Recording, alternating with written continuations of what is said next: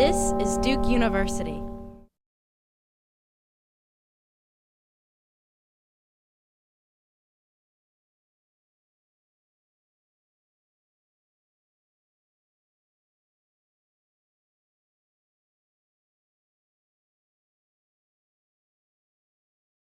Honest Tea is a company I started out of my house 16 years ago.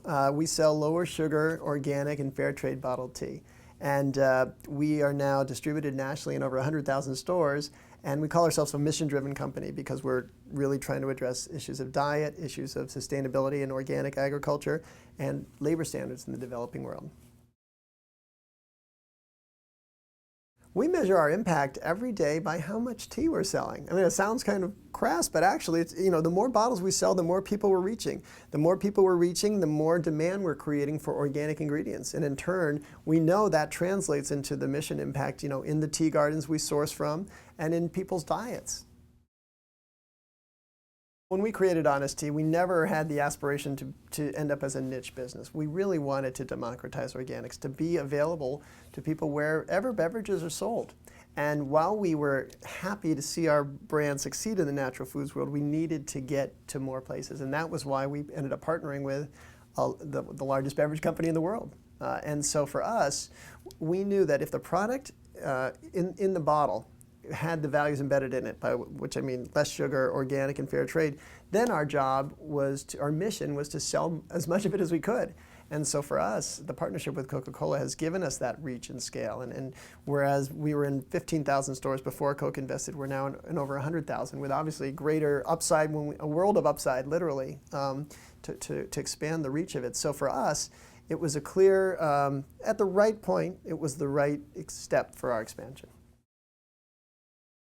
Impact investing is really exciting to see how it's emerging. I think part of what makes it more viable is when people can demonstrate you can invest in businesses and be successful. And there's some interesting fragmentation that's going on. So I've been on the board of the Calvert Foundation for quite a few years, and that's where we're doing community-based investing and seeing consistent returns, and nice to see that develop as a viable field. But then there's also what I would sort of say was equity, I don't call it venture capital, but often more angel investing into mission-driven companies. And as with any early stage company, there's going to be some great home runs, and there's going to be some total strikeouts. So it's really gaining legitimacy as a whole field of investing. And I'm excited equally about both because I see the impact that impact investing can have on the loan side, but also on the equity side.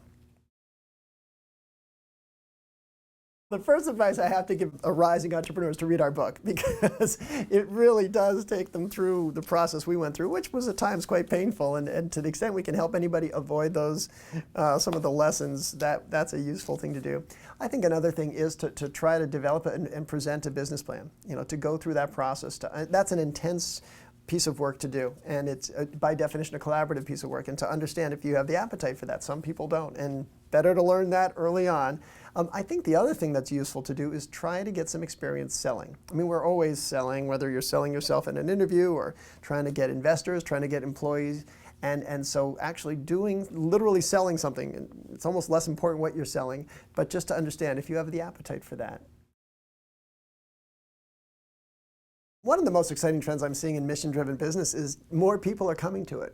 Business school students now understand that you can really pursue a cause and a belief in an idea through a business. And so I watch organizations like Net Impact really flourish, and obviously here at Duke it's such a vibrant chapter because people understand it's not either or, it really can be both. And so to me, that's the most encouraging thing. And yes, it's nice to see entrepreneurs who create businesses, but it's equally exciting to see mission-driven leaders go and penetrate large corporations and understand that I'm coming to a large corporation and I'm going to expect to live in a way that's consistent with my values.